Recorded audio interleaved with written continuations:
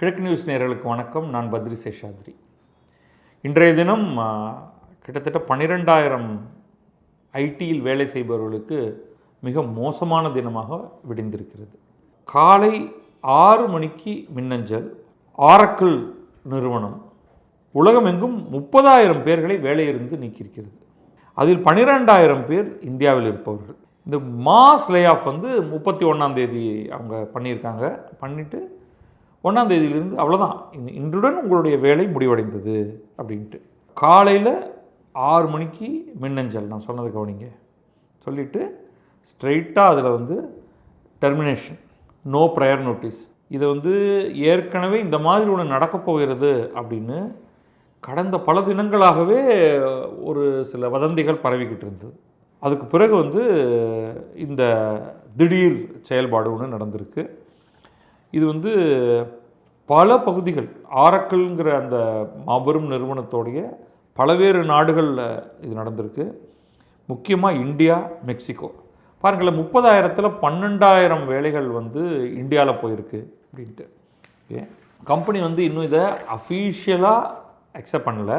வெளியில் இன்னும் அது குறித்து அவங்க ஒரு ப்ரெஸ் ரிலீஸோ என்னவோ கொடுக்கல. மாறாக பல்வேறு தளங்கள் இருக்குது இந்த விஷயத்தெல்லாம் பேசுகிறதுக்கு. ரெட்டிட்னு ஒரு தளம் இருக்குது, எக்ஸ் பழைய ட்விட்டர், அதில் பிளைண்ட், இது போன்ற இடங்கள்லாம் வேலை போனவர்களெல்லாம் இதை பற்றி பேச ஆரம்பிக்கும் பொழுது அதிலிருந்து தான் நமக்கு தகவல் தெரியுது. இதில் வர்ஸ்ட் ஹிட், மிக அதிகமாக பாதிக்கப்பட்டிருப்பது அப்படிங்கிறது இந்தியா தான். கிடைத்திருக்கக்கூடிய தகவல்களிலிருந்து நம்ம பார்த்தோம், 30,000ல் 12,000 பேர், அது 1/3க்கு மேலே இந்தியாவிலிருந்து தான் வேலைகள் போயிருக்கு. மொத்த ஜாப் கட் இந்த 30,000 பேர் அப்படிங்கிறது ஆரக்கிளோடைய டோட்டல் ஒர்க் ஃபோர்ஸில் 18%. அது 20ன்னு வச்சுக்கிட்டோம்னா ஒவ்வொரு 5 பேருக்கும் ஒரு ஆளை தூக்குறாங்க வேலையை விட்டு அப்படிங்கிற மாதிரி ஆகும். கம்பெனி அதிகாரப்பூர்வமாக தெரிவிக்காத இந்த நிலையில் ஒவ்வொருத்தரும் சொல்கிறத வச்சு தான் நம்ம சில விஷயங்களை உருவாக்கி கொள்ள முடிகிறது. அதில் ஒரு யூசர் x.com வலைத்தளத்தில் போட்டிருக்காரு. என்னுடைய நண்பர் ஆரக்கிளில் ஒரு சீனியர் மேனேஜராக இருக்கார். அவர்கிட்டேருந்து ஒரு தகவல் எனக்கு கிடச்சிது. அவங்களுடைய டீமில் மொத்தம் 20 பேர். அந்த 20 பேரில் 6 பேரை உங்களுடைய வேலையை டெர்மினேட் பண்ணிட்டோம் அப்படின்னு சொல்லியிருக்காங்க அப்படின்னு. பல அணிகளில் 50% பேரை வேலையை விட்டு எடுத்திருக்காங்க. மொத்தமாக 20% பேரை வேலையை விட்டு தூக்கியிருக்காங்க அப்படின்னு ஒருத்தர் எழுதியிருக்காரு. இதில் பல பேர் வேலை இழந்தவர்கள் ரெட்டிட் தளத்தில் போய் இதை பற்றியெல்லாம் விவரிச்சிருக்காங்க. ஒருத்தர் சொல்கிறாரு, நான் இந்த கம்பெனியில் 20 வருஷமாக வேலை பார்த்தேன். காலையில் 5 மணிக்கு மெயில் அவ்வளோதான்ப்பா, போதும் இதோட அப்படின்னு சொல்லியிருக்காங்க. காலங்காத்தால் இன்னொருத்தர் எழுதுகிறார், காலங்காத்தால் மூக்கில் ஓங்கி குத்து விட்ட மாதிரி 6 மணிக்கு இருந்தது. அடுத்த மாதத்தில் நான் என்னுடைய 4வது வருடத்தை நிறைவு செய்வேன் அப்படின்னு. இதெல்லாம் குறித்து நான் கொஞ்சம் இறுதியில் பேசுகிறேன்னா, இந்த நவீன உலகத்தில் நாம் நம்முடைய வேலையை எப்படி எமோஷ்னலாக அதை எப்படி எதிர்கொள்கிறது அப்படிங்கிறது, வேலையும் வேலை இழப்பையும். ஓகே, இவங்க எல்லோருமே என்ன சொல்கிறாங்கன்னா, எங்களுடைய ஹெச்ஆர் டிபார்ட்மெண்ட்லேருந்து, ஹியூமன் ரிசோர்ஸஸ் டிபார்ட்மெண்ட்லேருந்து எங்களோட ஏற்கனவே எந்த டிஸ்கஷனுமே இல்லை. மேனேஜரும் எங்களை கூப்பிட்டு ஒன்றும் சொல்லலை. என்னுடைய நேரடி மேனேஜர், நான் யாருக்கு ரிப்போர்ட் பண்ணிகிட்டு இருப்பேனோ அவரும் கால் பண்ணி, அப்பா கொஞ்சம் நாங்கள் சீரியஸாக பார்த்துக்கிட்டு இருக்கோம், கொஞ்சம் ஆட்குறைப்பு நடவடிக்கையில் இறங்க போகிறோம் அப்படின்னு சொல்லலை. அதனால தான் இது ரொம்ப ஷாக்காக இருக்குது. ஏன்னா நாங்கள் எதிர்பார்க்கல. ஸோ எதிர்பார்த்து வேலை போவது என்றால் அது ஒன்று, எதிர்பார்க்காமல் வேலை போகுது அப்படிங்கிறது அதுவும் நேர ஆரக்கிள் லீடர்ஷிப்லேருந்து வருது அப்படிங்கும்பொழுது அது கஷ்டமாக இருக்குது. ஸ்ட்ரெயிட்டாகவே பல பேருக்கு, கிட்டத்தட்ட எல்லாருக்குமே, நீங்கள் மெசேஜ் உங்களுக்கு வந்த உடனேயே, மெசேஜ் டெலிவரி ஆன உடனே நீங்கள் சிஸ்டத்துக்குள்ளேயே லாகின் பண்ண முடியாத மாதிரி, நீங்கள் என்ன வேலையை பண்ணியிருக்கீங்களோ அதை அப்படியே விட்டுட்டு அப்படியே போக வேண்டியது தான். நீங்கள் திருப்பி சிஸ்டத்துக்குள்ளேயே லாகின் பண்ண முடியாமல் உங்களை பிளாக் பண்ணியிருக்காங்க அப்படின்ட்டு. இன்டர்னல் கம்யூனிகேஷனில் ஆரக்கிள், இது வெளியில் மக்களுக்கு தகவலாக இல்லது, உள்ளுக்குள்ளே இருக்கிறவங்களுக்கு அவங்க என்ன சொல்லியிருக்காங்கன்னா, நம்முடைய நிறுவனத்தில் சில மாற்றங்கள் நடக்க இருப்பதனால, இது யூஷுவல் கார்ப்பரேட் ஸ்பீக் அப்படின்னு சொல்லுவோம். இந்த இங்கிலீஷ்லாம் பார்த்தீங்கன்னா அப்படி தான் இருக்கும். Because of organisational changes, a decision has been taken to streamline the operations and as a result unfortunately the position you currently hold will become redundant. இது வந்து ஸ்டாண்டர்ட் மெசேஜ். நாங்கள் வந்து எங்களுடைய நிறுவனத்துடைய அமைப்பை கொஞ்சம் மாற்ற இருப்பதனாலையும் அதை வந்து ஸ்ட்ரீம்லைன் பண்ண இருப்பதனாலையும் உங்களுடைய பொசிஷன் உங்கள் மேலே எங்களுக்கு பிரச்சனை இல்லைப்பா, உன் பேரை சொல்லி நீ வந்து ராமன் கிருஷ்ணன் அப்படின்னு வச்சுக்கோங்க, ராமன் கிருஷ்ணன் மேலாம் எனக்கு பிரச்சனை இல்லை, நீ ஹோல்டு பண்ணுற பொசிஷனையே நாங்கள் தூக்குறோம், அதனால் நீ போக வேண்டியதாக இருக்குது, உங்ககிட்ட எனக்கு எந்த தகராறும் இல்லை அப்படிங்கிற மாதிரி அவங்க சொல்லியிருக்காங்க. ஆனால் என்ன பேக்கேஜ் தராங்க அப்படின்னு பாருங்கள். Okay, சிவிரன்ஸ் package. அட்லீஸ்ட் இந்த நிறுவனங்களெல்லாம் டீசெண்டாக நடந்துக்கும். இதில் நீங்கள் எத்தனை ஆண்டுகள் வேலை செய்திருக்கிறீர்களோ ஒரு ஆண்டுக்கு 15 நாள் சம்பளம். இப்போ 2 வருஷம் இருந்தீங்கன்னா உங்களுக்கு 1 மாதம் சம்பளம். இது மட்டும் இல்லை, வரேன் முழுக்க வந்துடுறேன். ஓகே, 1 மந்த் நோட்டீஸ் பே. நீங்கள் இந்த மாதிரி வேலையை விட்டு நீக்கிறவங்களுக்கு முதல்ல 1 மந்த் நோட்டீஸ் பே.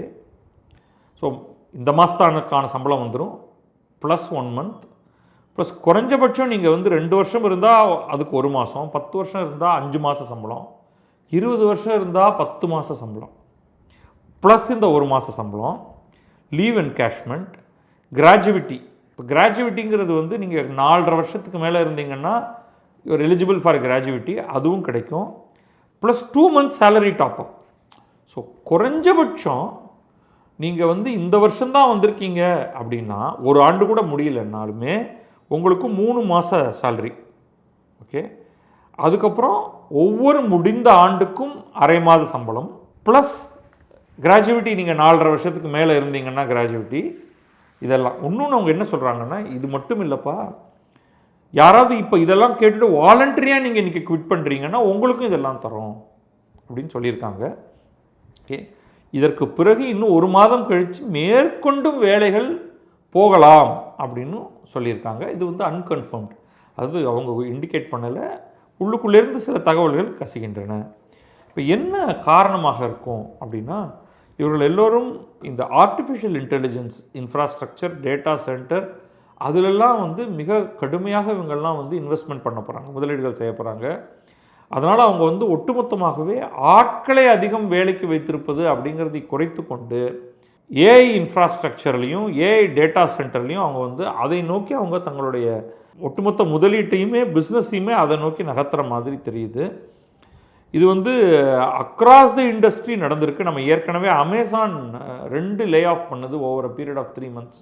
அதை பற்றி நம்ம தனியாக ஒரு ஆர்டிக்கிள் ஒன்று பண்ணியிருக்கோம். ஏற்கனவே அவங்க வந்து பல பில்லியன் டாலர்கள் அவங்க ஏஐ இன்ஃப்ராஸ்ட்ரக்சரில் இன்வெஸ்ட் பண்ணிக்கிட்டு இருக்கக்கூடிய அதே நேரத்தில் ஆட்களையும் வேலையிலிருந்து நீக்கியிருக்கிறார்கள் அமேசான். அதே தான் ஆரக்கிளும் பண்ணுது. இது குறித்து எனக்கு பல கருத்துக்கள் இருக்கின்றன. இது எல்லாமே வந்து அவ்வளோதான் டூம் அப்படின்னு சொல்ல வேண்டிய நிலை இல்லை. இவர்கள் அனைவருக்கும் இவர்கள் கம்ஃபர்டபுளாக இருந்த இந்த கம்பெனியில் வேலை போயிருக்கும். இப்போ நம்ம அவங்களுக்கு அனுதாபம் தான் தெரிவிக்க முடியும். இன்னொன்று வந்து எந்த வேலையிலுமே இது போன்ற ஐடி துறையில், முக்கியமாக ஐடி துறையில் நம்ம வந்து ரொம்ப எமோஷ்னலாக அதோட கனெக்ட் பண்ணி, இன்னும் ஒரு மாதம் இருந்திருந்தால் எனக்கு 4 ஆண்டுகள் வேலை முடிந்திருக்கும், 20 ஆண்டுகள் நான் வேலை பார்த்து இந்த கம்பெனியில் என்ன அனுப்புகிறாங்க அப்படின்னு. இதெல்லாம் வந்து இனி இதுதான் இந்த நியூ நார்மல் அப்படின்னு சொல்லுவோம் இல்லையா, இனிமேல் இதுதான் பெரும்பாலான வேலைகளுக்கு இப்படித்தான். அப்படிங்கும்போது நம்ம என்ன பண்ணணும்னா, நம்ம ப்ரொஃபஷனலாக இருக்கும் வரை என்ன செய்ய போகிறோம், பிளான் பி என்ன, திடீரென்று வேலை போனால் எப்படி நம் வாழ்க்கையை நடத்துவது, நம்ம தனியாளாக இருந்தால் என்ன பண்ணுவது, நமக்கு ஒரு குடும்பம் இருந்தால் என்ன பண்ணுவது, சேமிப்பின் அவசியம் போன்ற பல்வேறு விஷயங்களில் நம்ம ஃபோக்கஸ் பண்ண வேண்டியிருக்கோம். ஒரு எக்ஸ் எம்ப்ளாயி ஒருத்தர் இந்த ஆர்டிக்கிளில் இந்தியா டுடேயிலிருந்து இந்த செய்தி, மெருகு ஸ்ரீதர் அப்படிங்கிறவர் வந்து லாங் ஒர்க்கிங் ஹவர்ஸ் கொடுத்தாங்கன்னு கம்ப்ளைண்ட் பண்ணாராம் இவர், அதனால் இவரை வேலையை விட்டு தூக்கிட்டாங்க அப்படின்னு இவர் சொல்கிறாரு. என்னுடைய ஃப்ரெண்ட்ஸை நான் வந்து காண்டாக்ட் பண்ணேன். அவங்க என்ன சொல்கிறாங்கன்னா, அமெரிக்காவில் விசாவில் போய் அங்கே ஒர்க் பண்ணிகிட்டு இருக்கக்கூடியவர்கள், H1B அந்த மாதிரியான ஆட்களெல்லாம் தான் அதிகமாக வேலையை விட்டு தூக்கியிருக்காங்க. ஏன்னா அந்த உள்ளூர் விதிகள் சட்டங்களின்படி அமெரிக்கர்களை வேலையிலிருந்து நீக்குவது வந்து கொஞ்சம் கஷ்டமான ஒரு விஷயம், அதில் சில பிரச்சனைகள்லாம் இருக்குதுன்னு இதை நான் வந்து ஏற்றுக்கொள்ள மாட்டேன். அமெரிக்காவில் நீங்கள் யார் வேண்டுமானாலும் எப்பொழுது வேண்டுமானாலும் வேலையில் சேர்க்கலாம், வேலையிலிருந்து நீக்கலாம். இது வந்து அவர்கள் இந்தியர்களாக பார்த்து நீக்குகிறார்கள் அமெரிக்காவிலேயே அப்படின்னு சொல்கிறத வந்து நான் எவ்வளோ தூரத்துக்கு அதை ஏற்றுக்கொள்வது அப்படின்னு தெரியல. அஃபீஷியலாக இது வரைக்கும் ஆரக்கிள் ஒன்றும் சொல்லலை. But employees are in a state of shock. அவங்க வந்து இந்த அன்சர்டனிட்டியை எப்படி எதிர்கொள்கிறது அப்படின்னு பார்த்துக்கிட்டு இருக்காங்க. இப்பொழுதைக்கு உடனடியாக இதற்கு எதிர்வினை செய்வது வந்து சரியாக இருக்காது. உலகச் சூழலுமே கொஞ்சம் இந்த ஈரான் போர்னாலையும் அதிகரிக்கும் எண்ணெய் கச்சா எண்ணெயின் விலையினாலும் வீழும் பங்குச்சந்தை காரணத்தினாலும் நிறைய ஒரு அன்சர்டனிட்டி ஒன்று வந்திருக்கு. இந்த நிலையில் வந்து நம்ம ஐடி நிச்சயமாக பாதிக்கப்படும். அதற்கு ஏற்ற மாதிரியாக அந்தந்த ஐடி நிறுவனங்கள் என்ன பண்ணும் அப்படின்னு பார்க்கணும். இந்த இடத்துல ஆரக்கிள் அதனாலலாம் இதை பண்ணலை. ஆரக்கிள் நிறைய ப்ராஃபிட் அறிவிச்சிருக்காங்க. எப்படி அமேசான் பெரிய ப்ராஃபிட் அறிவிச்சிருக்காங்களோ அதே மாதிரி. ஆனால் இது வந்து ஸ்ட்ராட்டஜிக் ஷிஃப்ட். அவர்கள் வேறு திசையை நோக்கி பயணிக்க விரும்புகிறார்கள் அப்படிங்கிறது தான். இப்பொழுதைக்கு நம்ம அதோடு விட்டு வைப்போம். இதை பற்றி மீண்டும் விரிவாக பேசுவோம். நன்றி, வணக்கம். நான் பத்ரி சேஷாத்ரி. இது கிழக்கு நியூஸ்.